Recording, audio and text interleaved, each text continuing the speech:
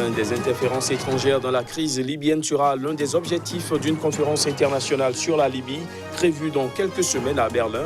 On en parle dans cette édition.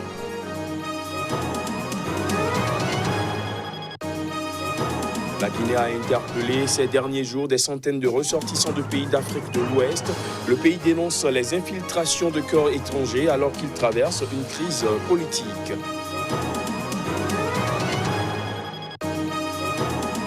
Et puis c'est une première dans l'histoire de la Colombie. Une femme est élue maire de la capitale Bogota. Claudio Lopez a remporté les élections municipales de dimanche dans cette ville de plus de 7 millions d'habitants. Voilà pour les titres. Bonsoir à tous. Au Burkina Faso, au moins 15 civils ont été tués ce week-end par des groupes armés à Pobé-Mengao, dans la province du Soum, située dans le nord du pays. Des tueries qui ont occasionné une fuite des habitants vers Dibo, le chef-lieu de la province situé à 25 km. Samedi soir, de nombreux individus armés ont attaqué la localité et enlevé plusieurs habitants, pillé des boutiques et emporté des engins. Après le départ des assaillants, les populations ont commencé à quitter le village pour se réfugier à Dibo, surtout après la découverte des corps. Selon des sources sécuritaires, des renforts ont été déployés sur place dès dimanche soir. Le ministre allemand des Affaires étrangères, Heiko Maas, a indiqué que la fin des interférences étrangères dans la crise libyenne serait l'un des objectifs d'une conférence internationale sur la Libye. C'était lors d'une visite qu'il a effectuée dans ce pays ce week-end. Cette conférence est prévue dans quelques semaines à Berlin en vertu d'un plan d'action de l'ONU. Les images. Une conférence internationale sur la Libye se tiendra dans quelques semaines à Berlin. Entre autres objectifs, cette conférence vise la fin des interférences étrangères dans la crise libyenne. C'est en tout cas ce qu'a indiqué Heiko Maas, le ministre allemand des Affaires étrangères, lors d'une brève visite ce week-end en Libye, dans la ville de Zouara, à 100 km à l'ouest de Tripoli. D'après le chef de la diplomatie allemande, les influences étrangères sont un problème fondamental de la crise libyenne. Il s'est exprimé aux côtés de son homologue libyen, Mohamed Tahar Siala, ainsi que de l'émissaire de l'ONU, Ghassan Salamé. Les trois hommes ont pris part un peu plus tôt à une réunion avec Fayez al-Sarraj, le chef du gouvernement d'union nationale basé à Tripoli. Aucune date n'a encore été fixée pour la conférence de Berlin, mais elle devrait avoir lieu fin novembre ou début décembre, selon Mohamed Tahar Siala, le ministre libyen des Affaires étrangères. Certaines puissances sont accusées de mener une guerre par procuration en Libye, où le maréchal Khalifa Haftar, l'homme fort de l'Est, a lancé une offensive le 4 avril pour s'emparer de Tripoli. Si les Émirats, l'Égypte et l'Arabie saoudite sont accusés de soutenir le maréchal Haftar, le Qatar et la Turquie appuient le gouvernement d'union nationale. En Algérie, les juges et procureurs ont entamé ce début de semaine une grève illimitée. Ils entendent ainsi réclamer leur indépendance vis-à-vis du gouvernement. Les détails. Les Toges Noirs, à travers le syndicat national des magistrats, ont entamé ce dimanche une grève illimitée pour réclamer l'indépendance de la justice et l'annulation du changement d'affectation de 3000 d'entre eux. Le taux de suivi de la grève est de 96%, a précisé dans un communiqué le syndicat national des magistrats.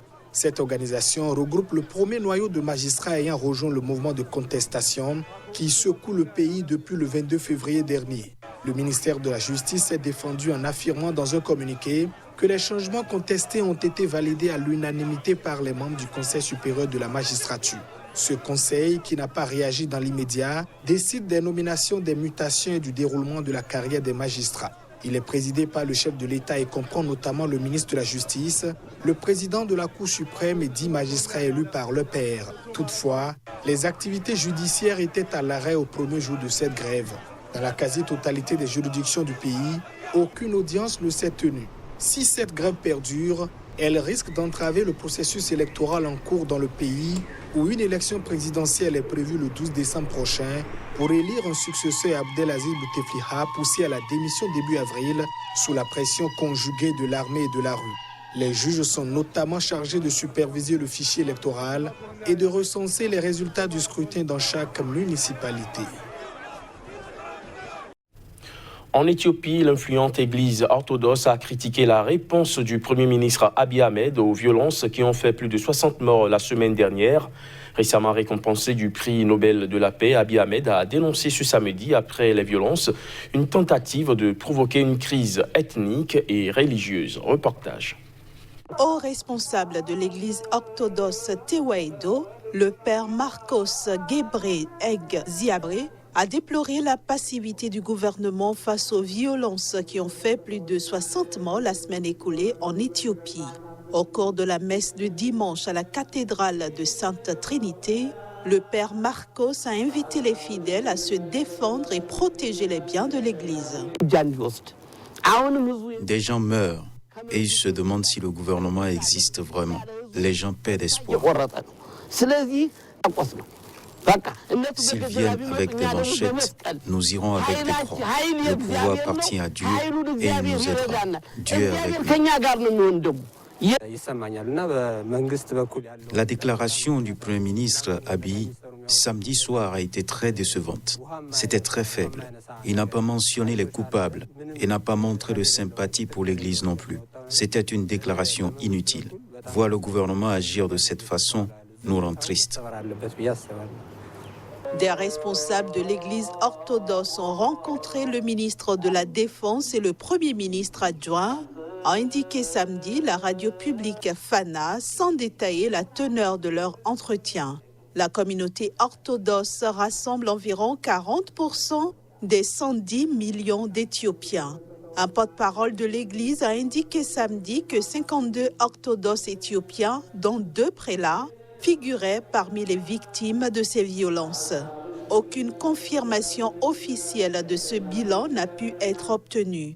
Mais selon Fiché A. Tekle, un collaborateur d'Amnesty International, 3 églises orthodoxes et une mosquée ont été attaquées par des manifestants. Des centaines de ressortissants de pays d'Afrique de l'Ouest ont été interpellés ces derniers jours par la Guinée. Le pays dénonce les infiltrations de corps étrangers alors qu'il traverse une crise politique. Néanmoins, cette affaire pourrait être liée aux pratiques controversées d'une société de vente directe.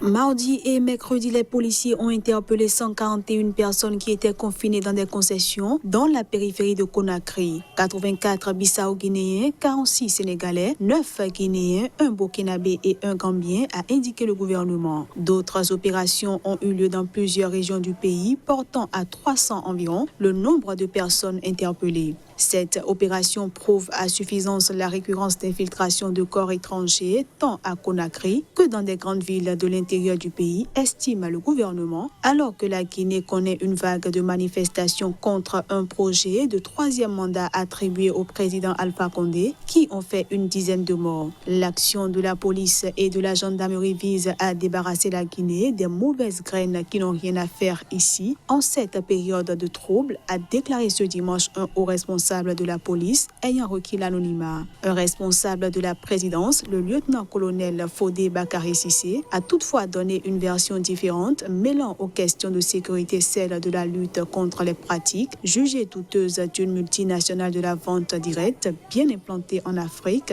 CNET. Cette société, dont le siège est à Hong Kong, aurait attiré en Guinée des jeunes de plusieurs pays et leur aurait vendu des produits divers à charge pour eux de les revendre à leur entourage. En Guinée comme dans d'autres pays africains, il se trouve que le modèle d'affaires de CNET est méconnu, ce qui ouvre la brèche à des incompréhensions et à l'assimilation à des modèles illégaux tels que les plans pyramidaux, s'est défendu un responsable de la société. En République démocratique du Congo, 2 personnes potentiellement porteuses du virus Ebola, mais ne présentant aucun symptôme de la maladie, ont été interceptées alors qu'elles se rendaient dans un carrefour commercial de plus d'1 million d'habitants à l'est du pays. L'information a filtré ce lundi de sources sanitaires. Des précisions à travers cet élément.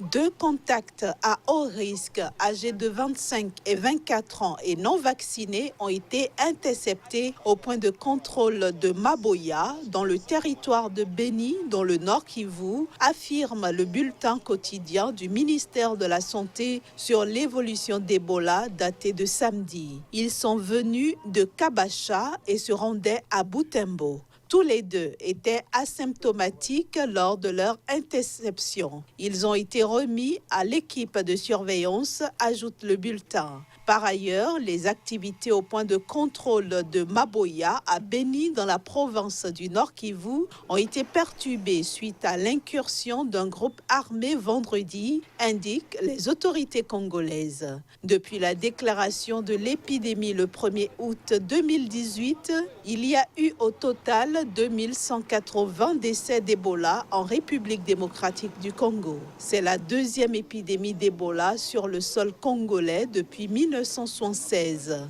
Après l'évaluation, l'OMS a maintenu l'épidémie en cours en RDC comme une urgence sanitaire mondiale. Le cumul des voyageurs contrôlés par prise de température aux 111 points de contrôle sanitaire mis en place par les autorités sanitaires est de 110 18 610 au 22 octobre. Ces points de contrôle sont situés dans les provinces du Nord Kivu et de l'Ituri afin de protéger les grandes villes du pays et éviter la propagation de l'épidémie dans les pays voisins, selon les autorités sanitaires.